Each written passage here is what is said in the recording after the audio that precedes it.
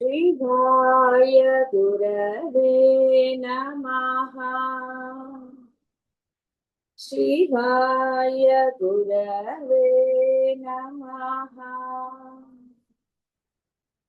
शिवाय गुरवे नमः।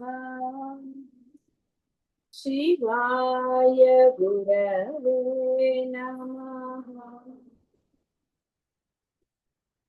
లోకయాత్ర విధాయం అంటే నీ జీవనం ఎలా చేయాలో కూడా ఆవిడ నిర్దేశించి అందులోని మార్పులు చేర్పులు కూడా ఆవిడ చేయగలే సమర్థత ఆవిడకుంది. ఈ పూర్వజన్మలు అవి అన్ని అంటే జీవుడికి ఇవన్నీ ఉన్నాయి, అందులో ఏం సందేహం లేదు. మొన్న ఎవరో అడిగారు చిన్నపిల్లలు దేవుడు ఉన్నాడు అంటే దెయ్యాలు కూడా ఉన్నాయా? నిన్న నువ్వు దేవుడు ఉన్నాడు అంటే దెయ్యాలు కూడా ఉంటాయి. ఉన్నది ఒకటే అనుకున్నప్పుడు దేవుడు లేడు దెయ్యాలు లేవు. నువ్వు ఆరాధన చేసావు కాబట్టి, ఎందుకు నువ్వు జీవుడిగా చేస్తున్నావు. జీవుడికి పూర్వజన్మ కర్మ ఫలితాలు ఇలా ఇవన్నీ ఉన్నాయి. నీవు బ్రహ్మమైనప్పుడు నీకేమీ లేవు. అందువలన ఎప్పుడైతే నీకు పరమ సత్యం తెలియబడిందో, నీవు గనక ఆజీవ బ్రహ్మైక్యం పొందితే అంటే అత్యంత సులభమైనదే. దీనికి ఏమి సంవత్సరాల తరబడి సాధన అవసరం లేదు. కేవలం నీ మనోనిశ్చయం, నీ ఇష్టం చాలు. అంటే అమ్మ ఆ లోకయాత్ర విధాయిని, నువ్వు ఏది చేస్తే దాన్ని ఆ ధర్మం ఎలా చేయాలో కూడా ఆవిడ నిర్దేశించి చెప్పు. ఏకాకిని, ఏకాకి అంటే ద్వితీయ వస్తువు రహితం అని భావం. ఎంతమంది ఉన్నా మామూలు సినిమా డైలాగ్ అయితే నాకు అందరూ ఉన్నారు కానీ ఏమే నేను ఒక్కదాన్నేనండి నాకెవరు అని ఏవో డైలాగ్. ఇక్కడ అలా అనుక అంతా అదే ఆవిడే, ఇంకో వస్తువే లేదు అసలు. ఎన్ని బ్రహ్మాండాలో, ఆ బ్రహ్మాండాల్లో ఎన్ని జీవరాశిలో 83 లక్షల కోట్ల ఏదో చెప్తారు. ఎన్ని ఉన్నా అంతా ఆవిడే కాబట్టి రెండో వస్తువు ఎక్కడుంది? లేనే లేదు. అందుకని ఏకాకిని. ఇక్కడ ఈ ఏకాకిని చెప్పుకున్నప్పుడు మనం ఇంకోటి కూడా చెప్పుకోవచ్చు. ఎప్పుడు ఈ బాహ్య ప్రపంచంలోనే తిరుగుతూనే ఉంటారు. ఆ బాహ్య ప్రపంచంలో ఎప్పుడైనా మీరు ఏకాంతంగా కూర్చున్నప్పుడు మీ గురించి కానీ ఏదైనా ఆలోచన చేయడానికి ఒక అవకాశం ఏర్పడుతుంది. ఎంతసేపు ఎన్నేళ్ళు వచ్చినా ఈ బాహ్య ప్రపంచ విషయాలు ఇహ అక్కర్లేనివని ఉంటే ఎప్పటికీ మీకు మీ యొక్క ఆత్మ తెలియబడదు, వినపడుతుంది తప్ప తెలియబడదు. ఎందుకంటే వినపడి తెలియబడి ఆచరించబడాలి. మనసా వాచ ఆచరించినప్పుడు మీకు ఇదే గోల. అంటే ఇహ జీవుడుగా పుట్టటం, జీవుడుగానే మరణించటం, మళ్ళీ జీవుడుగానే. ఈ యొక్క పరమసత్యాలు నీకు తెలియజేసి పెద్ద ఉపయోగం లేదు. అందువలన ఈ ధ్యానం కానివ్వండి, సాధన అనేవి ఏకాంతంలో చేయమన్నారు. మొదట ఏకాంతంలో చేస్తే నువ్వు దానిని పొందిన తర్వాత ఎంతమందిలో ఉన్నా నీ మనసు ఆ యొక్క విషయాల్లో లయం కాదు కాబట్టి ఎప్పుడు ఆ బ్రహ్మానందంలోనే ఉంది. ఇతర సంబంధములు లేక లోకములను గ్రసించినది. అట్లే ఇతర సంబంధములు లేక లోకములను గ్రసించటం అంటే నిర్మూలించటం, కావున పరమేశ్వరి ఏకాకి. ఆవిడకి ఇంకోళ్లతో పని లేదు, ఇంకోళ్ళ సహాయం అవసరం లేదు. తనలోంచి వచ్చిన వారి చేతే ఆవిడ యొక్క స్తోత్రం చేయటం. అలాగే తనకి అభిన్నములైన ఈ యొక్క ఇంద్రుడు అనండి, విష్ణువు అనండి, మహేశ్వరుడు అనండి, వీళ్ళందరూ కూడా అన్యములు కాదు. వారి చేతే ఇది చేయిస్తుంది అంటే అర్థం వాడు వేరు అని కాదు. ఎలాగైతే ఒక జీవికి రకరకాల బంధాలు ఉంటాయి, వీడు ఒకడే కానీ వీడికి అనేక రకమైన బంధాలు ఉంటాయి. అన్న, చెల్లి, తమ్ముడు, సారీ పుంలింగం స్త్రీలింగం వేరు కదా. తండ్రి, తమ్ముడు, ఇలా రకరకాలు, భర్త. కానీ వీడు ఒక్కడే. ఆయా బంధముల పట్ల ఆయా విధంగా అతని యొక్క ధర్మం ఉంటుంది.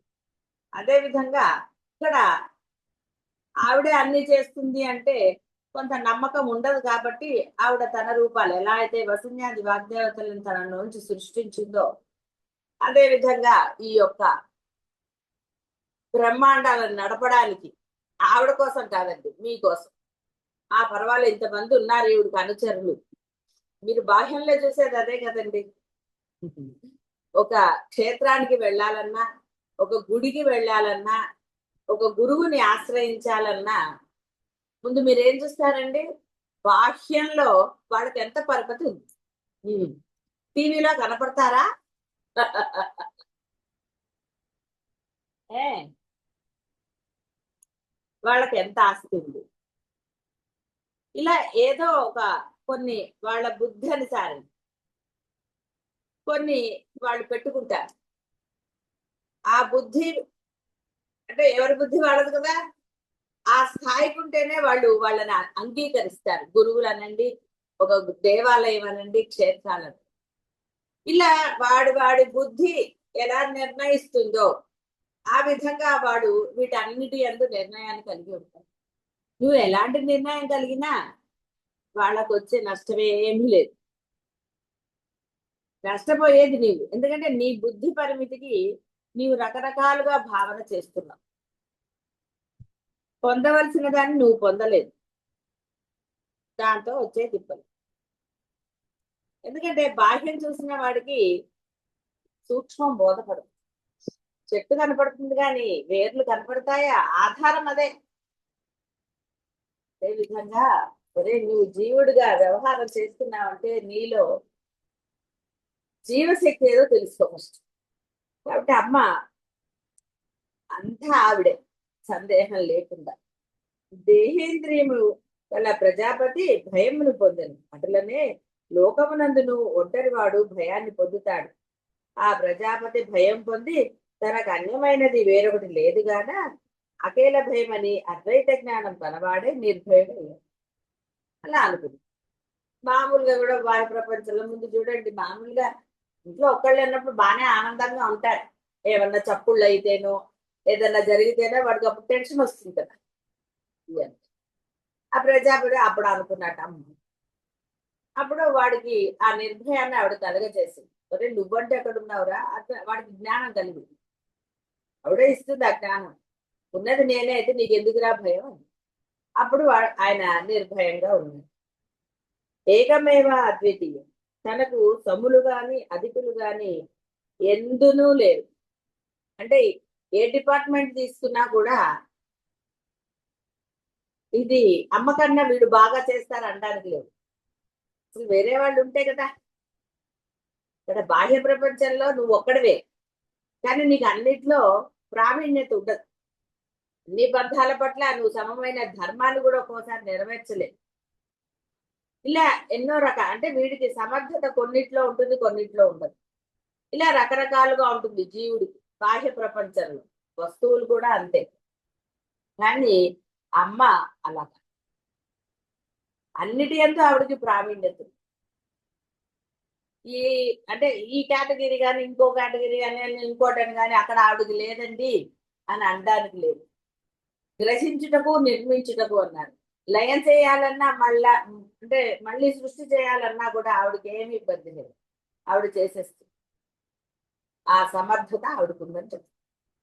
అద్వితీయమైనది, ద్వితీయ వస్తురహితం, సజాతీయ విజాతీయ స్వగత భేదములు ఏవియో ఏమాత్రము లేవు. ఇప్పుడు చూడండి, బాహ్య ప్రపంచంలో కూడా వీడు వేరు వాడు వేరు, వీడు నా వాళ్ళు వాడు నీ వాళ్ళు, అలా భేదం ఉందనుకోండి, వాడు ఎప్పుడు ఆనందంగా ఉండలేదు. ఎందుకంటే భేదం వచ్చేసింది. భేదం ఎప్పుడు వచ్చిందో వాడిలో వ్యక్తీకరణలో కూడా తేడా వస్తుంది. అదే అందరూ మన వాళ్ళే, ఎవడు ఎలా ఉంటే నాకేంటి హాయిగా ఉందాం అనుకున్న వాడికి భేదం చూపించలేదు, లోపల భేదం లేదు. సరే, కొంతమంది లోపల భేదం ఉన్న బాహ్యంలో బాగానే ఉంటారు అని అనుకుంటే అవన్నీ ఎందుకండి? నీకు కనపడుతుంది ఏమిటి? వాడికి భేదం లేకుండా ఉన్నాడు కాబట్టి అందరితో ఆనందంగా ఉంటాడు. ఇక్కడ చిన్నవాళ్ళు పెద్దవాళ్ళు బాసు ఇది కానీ నేను చాలా గొప్పవాడిని, లేకపోతే డైరెక్టర్ని, లేకపోతే ఇంకోటి మిలియనీరు, లేకపోతే నాకు 10 ఇళ్ళు ఉన్నాయి, ఇలా అనేక రకాలైన భావనలు ఉన్నాయనుకోండి, వాడు ఎప్పుడూ సంతోషంగా ఉండలేదు. ఎందుకంటే వాడి లోపల ఒక భావం ఉన్నది, అది ప్రకటన. ఇలా కానీ అమ్మ ఎప్పుడు కూడా అలా చేయలేదు. అన్నిట్లో తానే ఉంది. ఈవెన్ చీమలో కూడా ఉంది. అందుకే ఆ చీమ పుడితే అంత నొప్పి పుడుతుంది. అంటే ప్రతి దాంట్లో కూడా ఆవిడ ఎంత శక్తి ఉంచాలో అంత శక్తి ఉంచింది. మన చీమే కదా అని అనడానికి లేదండి. ఏమంటే ఎర్ర చీమలు కుడితేనే అంటే నల్ల చీమలను కూడా కుట్టించుకోండి ఒకసారి తెలుస్తుంది. దేనికి పవర్ దానికే. కాబట్టి దేనిలోనూ కూడా శక్తి చాలా తక్కువగా ఉంది, ఇంకోటి అనడానికి లేదు. వాళ్ళు ఆ సమయం వచ్చినప్పుడు వాళ్ళ శక్తి వాళ్ళు చూపిస్తారు. ఒక మనిషే నానా ప్రగల్భాలు, నానా హడావిడి, నానా అన్ని చేస్తాడు. కాబట్టి అమ్మ ఏకాకిని భూమరూప, భూమరూపము సర్వాధార స్వరూపం. ఎత్ర నా అన్యత్ పశ్యతి, నా అన్యత్ శృణోతి, నా అన్యత్ విజానీతి సభూమ అని వేదం చెప్పింది.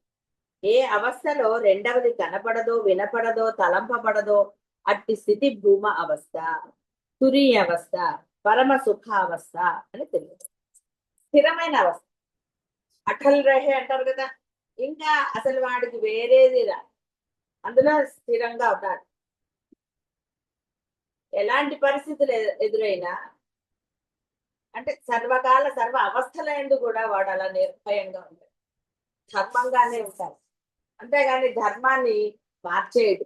ఏమంటే ఇలా వచ్చింది అందుకని వచ్చింది, కేవలం ఆ బ్రహ్మానందంలోనే ఉంటుంది. వాడు భూమరూప. అమ్మ ఇంత సృష్టి చేసిన, తను సృష్టించిన వాళ్ళలో దుర్మార్గులు, భయంకరమైన క్రూర మృగాలు ఇలాంటివి ఎన్ని ఉన్నా ఆవిడ నిశ్చలంగా అలాగే ఉంది. అన్నిట్లో ఆవిడే ఉంది. మనం ఎన్నోసార్లు పురాణాల్లో చూసాం. క్రూర మృగాలు కూడా సరే, పురాణాల్లో చూడకపోయినా రమణ మహర్షి అక్కడ క్రూర జంతువులు తమ యొక్క ఆ స్వభావాన్ని వదిలి ఎలా ఉన్నాయో మీరందరూ చదివిందే. ఇవి మన పురాణాల కథల్లో కూడా చాలా చూడండి. అంటే సందర్భానుసారం వాటి యొక్క స్వభావాన్ని అవి విడిచిపెట్టి ఎలా ఉన్నాయో. కానీ మనిషి అంటే జీవుడు, అందరూ అలా అని నేను చెప్పను, కొంతమంది జీవులు. మరి అద్వైతం తెలిసి అంటే ఉన్నది పరబ్రహ్మమే అన్నాక నువ్వు పరబ్రహ్మంగా ఉండకుండా ఎందుకు జీవుడిగా ఉంటున్నావు? దుర్మార్గుడిగా ఎందుకు? ఒకరు నిన్ను ఎందుకు వేలెత్తి చూపించాలి? వీడి బుద్ధి ఇలాంటిది అని వాడు ఎందుకు అనాలి? నువ్వు ప్రవర్తిస్తే కదా వాడు అన్నాడు. ఏమండి నేను ఎలా ఉన్నా వాడు అంటాడు, అప్పుడు నువ్వు పట్టించుకోవాల్సిన అవసరం లేదుగా. కాబట్టి నీలో ఏ గుణాలు ఉన్నాయి? స్వార్థపూరిత గుణాలు ఉన్నాయా? అంటే అవసరానికి ఒక రకంగా నువ్వు ప్రవర్తిస్తున్నావా? అయితే ఇక్కడ మీరు బాగా గమనించవలసింది ఏమిటి అంటే, బాహ్య ప్రపంచంలో ఇలా మీరు ఎన్నో సమర్థింపులు చెప్తారు. ఏమంటే వాడు అలా కాబట్టి నేను ఇలా ఉన్నాను, వీడు ఇలా కాబట్టి అని ఎన్నో రకాలుగా చెప్తారు. వాటన్నిటికీ మీకు దోషం వస్తుందా, ఇంకోటి వస్తుందా అనేవి పక్కన పెట్టినా, భయంకరమైన దోషాలు నివారింపలేనివి, దానికి ప్రాయశ్చిత్తాలు మాత్రమే అంటే కూడా అవి దైవం పట్ల, గురువుల పట్ల చేసే విషయం. అవి ఎట్టి పరిస్థితుల్లోనూ చెయ్యరా, మనసా వాచా కర్మణ చెయ్యరా. గురువులు ఉన్న వాళ్ళకి చెప్పాలి కాబట్టి చెప్తారు, ఒక దైవాన్ని నమ్మిన వాళ్ళకి చెప్తారు. ఎందుకంటే ఎక్కడ లేని నిర్లక్ష్య భావం, ఆ మాట అనండి, చేత అనండి, ఇవి ఇక్కడ మారిపోతూనే ఉంటాయి. మీ అవసరానికి తగ్గట్టుగా మీ ప్రవర్తన ఉంటూ ఉంది. ఇది పరమ దోషం. ఈ దోషాలకు ఏవో కర్మలు ఉంటాయి. మీ పుణ్యం వచ్చినప్పుడు, మీరు మంచి పనులు చేసినప్పుడు ఆ కర్మలు ఆవిడ కొట్టేస్తూ ఉంటుంది. పుణ్యం పాపం అని ఉంది కదా, పాపం వస్తుంది, మళ్ళీ పుణ్యం చేసినప్పుడు కొంత పాపం పోతూ ఉంటుంది. ఇది బాహ్య ప్రపంచంలో మీరు ఎవరి పట్ల చేసినా ఇవన్నీ. కానీ గురువుల పట్ల, దైవం పట్ల చేసిన దోషాలు మీ పుణ్యంతో కొట్టివేయబడవు. అందువల్ల పదే పదే చెప్పటం, చెయ్యకండి చెయ్యకండి. మనసులో కూడా నిర్లక్ష్య భావన కానీ, మీకు మీరు సమర్థింపులు చెప్పుకుని మీ ఇష్టం వచ్చినట్టుగా ప్రవర్తించరాదు, మాట్లాడరాదు. అయినా సరే నేను ఇంతే అంటే ఇక బాగు చేసేవాడు ఎవడండి? కాబట్టి హెచ్చరిక ఇది. ఎందుకంటే దోషరహితులు అయితే తప్ప మీకు ఆ బ్రహ్మానందం దొరకదు. అహం బ్రహ్మాస్మి స్థితి ఇవన్నీ ఎందుకంటే ప్రయత్నం అదే, బోధ అదే. మీరు ఏది తీసుకున్నా సూక్ష్మమైన బోధ అదే ఉంటుంది ఎక్కడికి వెళ్ళినా సరే. కాబట్టి ఈ దోషాలు నివారింపలేనివి. దానికి మీరు మళ్ళీ అద్వైతమే అంటే ఆ మరలా వారినే శరణు వేడవలసింది అంటే ఆ అవసరానికి తగ్గట్టని కాదండి. మీ పాపం క్షాళన కావాలి అంటే ఆ సంపూర్ణ శరణాగతి వల్ల మాత్రమే జరుగుతుంది తప్ప ఇంకా దేని వల్ల జరగదు. అందుకే కొన్ని ప్రాయశ్చిత్తాలు ఇప్పుడు చేయలేదు. ప్రాయశ్చిత్తం చేసే ఎన్నో ఉంటాయి, గరుడ పురాణంలో బోర్డు చెప్తారు, కానీ చేసేవాడెవడు? అంటే ఆ విధంగా విధి విధానంగా ప్రాయశ్చిత్త కర్మలు మీ చేత చేయించద్దు. ఎందుకంటే అంత దూరం పోవటం సింపుల్, ఏమీ లేదు. గురువుని పట్టుకున్నారా? మొన్న ఒక ఆవిడ అన్నారు, ఆ అన్నిటికీ గురువు గారు అంటావేంటి, అలా అనుకోకూడదు, కొన్ని మనం కూడా ఇది చేయాలని ఏదో అన్నారు ఎవరు. కానీ నిజంగా వాళ్ళ భావన ఎంత తప్పండి, చాలా తప్పు ఆ భావం. ఎస్, నీకు ఆ పరిపూర్ణ విశ్వాసం ఉన్నప్పుడు ఎస్ అంతా గురువు గారే అనండి, ఆయన వాళ్ళు చూసుకుని తీరుతారు. మార్పు లేకుండా ఉండాలి. భూమరూప ఎట్టి పరిస్థితుల్లో కేవలం అనారోగ్యమో కష్టాలప్పుడే గురువు కాదు, సర్వకాల సర్వ అవస్థల యందు గురువే దైవమే అని ఎవరైతే భూమరూప, భూమముగా అంటే స్థిరముగా ఉంటారో, అలాంటి అనుభవాలు కొంతమందికి ఉన్నాయి. పురాణాల్లో కథలు కూడా ఉన్నాయి, మన పెరియవారి కథల్లో కూడా చదువుకున్నాం, కృష్ణ పరమాత్మ కథల్లో కూడా ఉన్నాయి. ద్రౌపది ప్రార్థిస్తే ఆయన రక్షించలేదండి, రక్షిస్తారు. ఎక్కడో ఉన్నాడు ఆయన, కానీ రక్షించబడలేదా? ఆ నమ్మకంతో ప్రార్థన చేసింది, అంతేగాని అయ్యో ఆయనకు కుదురుతుందా లేదా అవన్నీ ఆలోచించలేదు. ఎస్, నువ్వే ఉన్నావు స్వామి, నువ్వు తప్ప అన్య శరణం లేదనుకుని ప్రార్థన చేసి. అలా మనకి భారతంలో ఆ కృష్ణ పరమాత్మ యొక్క లీలలు ఉంటాయి. ఆ విధంగానే శరణు పొందారు, అంతేగాని డివిజన్లు ఉండకూడదు. ఇవి నేను చేసుకోగలను, అవి ఇది చేసుకోగలను అలా అంట. నువ్వు చేసుకోగలిగిన వాటిల్లో కూడా గురువే దైవమే, కానీ నీలో భేద బుద్ధి ఉండకూడదు. భేదము అని చాలా సార్లు చెప్పుకున్నాం కదా. కాబట్టి భూమా అలా స్థిరంగా ఆ భావంతో ఉంటే గురువు ఎందుకు రక్షించలేడండి? సద్గురువులు రక్షించకపోతే ఇంకా దైవం ఎక్కడి నుంచి రక్షిస్తాడండి? ఎందుకంటే వీళ్ళందరూ అభేదం.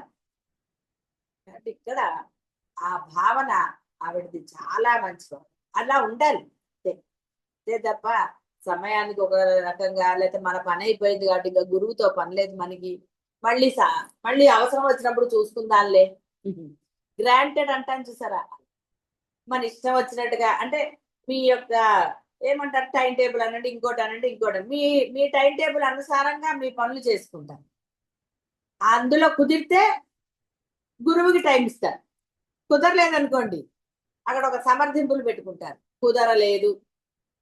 అదే ఒక కష్టం వచ్చింది అనుకోండి, ఎలా కుదుర్చుకుంటారండి? అంటే ఇలా అనేకం ఉంటాయి దైవం పట్ల గురువు పట్ల మీరు చేసే దోషం. బాహ్యానికి ఇచ్చిన ఇంపార్టెన్స్ అంటే బాహ్యమైన మీ పనులకు ఇచ్చిన ఇంపార్టెన్స్ గురువులకి దైవానికి ఇవ్వరు. ఎందుకంటే ఎవరిస్తారో ఎవరెవరో మీ యొక్క పనులు మీకే తెలుసు. విడిగా మీరు ఇలా చేశారు అలా చేశారని అనక్కర్లేదు. గురువుల్లో ఎప్పుడు మార్పు ఉండదు, మీరు ఎన్ని చేసినా మళ్ళీ మీతో ప్రేమగానే ఉంటారు. మీకు ధైర్యం అన్నమాట, అమ్మయ్య గురువు గారు నన్ను ఏమనలేదు, గమనించలేదు, వాళ్ళకి ఏం కోపం రాలేదు అని మళ్ళీ మీరు క్షమాపణలు చెప్తారు, ఇంకోటి చెప్తారు, ఏది చెప్తారు. వాటితోటి గురువులకు ఏం పని అండి, దైవానికి ఏం పని? కాబట్టి భూమరూప ఎప్పుడైతే నీ మానసిక స్థితి అలా ఉంటుందో, ఎప్పుడైతే బాహ్యానికన్నా గురువుకి నువ్వు ఇచ్చేస్తావో సరే, అప్పుడు నువ్వేం పొందుతావో నీకే తెలుసు. కాబట్టి ఏ అవస్థలో రెండవది కనపడదో వినపడదో తలంపబడదో అట్టి స్థితే భూమి. అదే తురీయ అవస్థ, పరమ సుఖావస్థ, బ్రహ్మానందం. మరి దానికోసం ప్రయత్నం చేస్తూ నిశ్చలంగా లేకపోతే ఏం లాభం అండి? ఎన్నోసార్లు చెప్పుకున్నాం, ప్రయాణం ఎక్కడికో అక్కడికే చేసేస్తే అంటే మధ్యలో ఏది లేకుండా సమయానికి చేస్తాం. అలా కాకుండా ఇటు తిరిగి అటు తిరిగి ఇవి చూసి అవి చూసి షాపింగ్లు చేసి ఇన్ని చేస్తే ఎక్కడ చేస్తారండి? సమయానికి చేరలేరు కదా. అందుకే ఈ జీవుడి యొక్క దేహ పరిమితి కూడా సమయం ఉన్నది, సమయ పరిమితి. కాబట్టి ఆ యొక్క సమయం మించిపోకుండా ఈ తురియాతీత స్థితిని పొందాలి, ఆ బ్రహ్మానుభవం పొందాలి. బోధ జరుగుతోంది అంటే అర్థం ఏమిటి? మనస్సుతో సహా ఇంద్రియములన్నీ బుద్ధిలో లయించి బుద్ధి ఏకోన్ముఖమై ఆత్మయందు లయించి ఉన్న స్థితియే భూమా. అన్యభావం లేదు, భేదభావం లేదు, ఎవరి పట్ల ఏ విధమైన రాగద్వేషాలు లేవు. ఎందుకంటే ఈ రాగద్వేషాలే మీ మాటల్లో తెలుస్తూ ఉంటుంది. మీ అహంకారం అనండి, ఇంకోటి అనండి, ఏదైనా సరే బాహ్య ప్రపంచంలో మీ వ్యవహారం, మీ సమర్థింపులు అనేకం. ఇది ఏ బ్రహ్మరూపము, అమృత స్వరూపము, నిత్య నిరవధిక కేవల బ్రహ్మస్వరూపం. బ్రహ్మ నిత్య నిరవధిక కేవల బ్రహ్మ ఆనందమే. అక్కడ సమర్థింపులు లేవు, ఇంకోటి లేవు, ఇంకోటి లేవు. చూసుకునే వాడు బాహ్య ప్రపంచంలో చూడరండి గురువు, మీకు అనుభవాలు ఉన్నాయి కదా, దైవం పట్ల కూడా ఉన్నాయి కదా అనుభవాలు. దైవాన్ని నమ్మినప్పుడు ఎందుకు చేయదండి? ఆ దైవం చేసి తీరుతుంది, మీరు అలా నమ్మాలి. భూమా స్థిరంగా నమ్మాలి. ఎస్ నువ్వు ఉన్నావమ్మా అనండి, రక్షించి తీరుతారు. ఎస్ నాకు బోల్డ్ అనుభవం, నేను ఎప్పుడు తొణకలేదు పడదు. అప్పుడు అమ్మ ఆరాధన చేసేదానికంటే నాకు అమ్మ మీద అంత విశ్వాసం. నేను ఎప్పుడు దేనికి బాధపడలేదు, ఎప్పుడు ఆనందంగానే ఉంచుదాడు. అసలు బాధపడడానికి ఒక విషయం ఎక్కడుంది?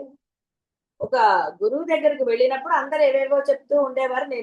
వాళ్ళు అనేవారు, ఏమిటి నువ్వేమీ చెప్పవేంటి అనేవారు. లేదన్నాను, ఏముంటాయి చెప్పడానికి? అదేంటి ఏవో ఒకటి ఉంటాయి కదా, చిన్న చిన్నగా చెప్పుకోవచ్చు కదా. నేనన్నాను, గురువుని పట్టుకున్నాను కదా, ఆయన చూసుకుంటారన్నప్పుడు మళ్ళీ ప్రత్యేకంగా నేను ఏం చెప్పాలి ఆయనకి? అంటే ఆ స్థిర బుద్ధి కూడా ఆవిడిచ్చిందే, ఆవిడ చూపించిన గురువులే. అయితే అవన్నీ మీకు తెలుసు అనుకోండి ఆ స్టోరీలు. ఇప్పుడు నేనేం చెప్పను, ఆ స్టోరీలు చెప్తున్నాను. ఆ స్థిరత్వము మీ బుద్ధిలో మీరు చేసుకోవాల్సిందని చెప్పడానికి చెప్తున్నాను. అమ్మ మీకు సహకరిస్తుంది డెఫినెట్ గా, కానీ ముందు నీలో ఆ భావన రావాలి కదా, అన్యము లేదనే భావన నీలో రావాలి కదా. నాకు గురువే పరమదైవం అన్న భావన నీలో వస్తే స్థిర బుద్ధి ఆవిడ నీకు ఇచ్చేస్తుంది. కానీ నీలో అవసరానికి తగ్గట్టుగా వస్తుంది, సమర్థింపుల దగ్గరికి వెళ్ళిపోతున్నాం. అందువల్ల ఎలా ఇస్తుందండి ఆవిడ? ఏది? ఎందుకంటే నీకు నిశ్చయ బుద్ధి రాలేదు. నీకు నిశ్చయ బుద్ధి వస్తే మనం ఎన్నోసార్లు అంటే కథల్లో వాడికి దేవుడు అంటే నిజంగా బాగా భక్తే, కానీ ఎక్కడో సంశయం ఏదో ఉందనుకో. ఒక విష్ణు శర్మ కథ తీసుకున్నా, ఆ నృసింహస్వామి భక్తుడు శాస్త్రి గారిని తీసుకున్నా, వాడు నదిలో కొట్టుకుపోతున్నాడు. నాకేమయ్యా, నాకు దేవుడు రక్షిస్తాడన్నాడు అని ఆ దేవుడు పంపించినవేవి వాడు స్వీకరించు నిలదీశాట. ఏంటి స్వామి, నేను నీకు భక్తుడిని కదా, పిచ్చిలేదుగా, నీకు అన్ని పంపించానురా, ఒక దుంగని పంపించాను, పడవని పంపించాను, ఇన్ని పంపించాను, వీటన్నిటిని వదిలేసి పైగా నన్ను అంటాడు. ఎందుకంటే వాడికి దేవుడు అంటే ఎలా ఉంటుంది, ఏదో అదే రూపంలో వచ్చి రక్షించాలి. ఈ కథలన్నీ కూడా ఉన్నాయి. నృసింహస్వామి భక్తుడు ఆ శాస్త్రికి ఎక్కడో అనుమానం, నిజంగా ఆయన ఉంటాడా? ఉంటాడు అంటాడు. ప్రహ్లాదుడు కథలో కూడా అంతే కదా, ఎస్ ఉన్నాడు, స్తంభంలో అన్నాడు. అయితే అది నృసింహస్వామి ఈయన దుర్మార్గుడు, అవతారాలు ఇవన్నీ పెట్టుకుంటే మీకు భక్తి భావం కానీ విశ్వాసం కానీ కలగదండి, గుర్తుపెట్టుకోండి. అయిపోయింది కాబట్టి మనకి ఏం చెప్పారు, ముందర అవన్నీ కలిపేసి అవతారం దుర్మార్గుని రక్షించడానికి ఆయన అలా వచ్చాడు, ఇవన్నీ చెప్పేశారు. అది కాదు మీరు గమనించవలసి, ఆ అకుంఠిత భక్తిని, ఎస్ ఆయన ఉన్నాడు ఇక్కడ అని ఆ పిల్లవాడు ఎలా అన్నాడు, నీలో ఉన్నదా ఆ భక్తి, అది నువ్వు గమనించ. ఏమిటి ఇది ఎందుకు లేదు నాలో, అది భూమా నిత్య నిరవధిక మానవ, అది నీలో కలిగిందా, ఇంకా అసలు ఏది లేదు, బోధ కూడా అక్కర్లేదండి. ఇన్ని నామాల కూర్పు కూడా అవసరం మనకి, అసలు అవసరమే లేదు, ఒక్క నామానికి చాలు. ఇంకా అన్ని నామాలకి అదే అర్థము అని మనకి విసుగు రావక్కర్లేదు, నీరసం రావక్కర్లేదు. అప్పుడు పరమానందం కలుగుతుంది ఏ నామం తీసుకున్నా కూడా. ఎక్కడికక్కడ ఆగిపోవాల్సి వస్తుంటుంది ఆ భావ స్ఫురణకి. కాబట్టి భూమా నిత్య నిరవధిక కేవల బ్రహ్మస్వరూపం, అఖండమగు సంవిస్మయ స్వరూపం, ఎప్పుడూ ఆశ్చర్యమే, ఆనందమే,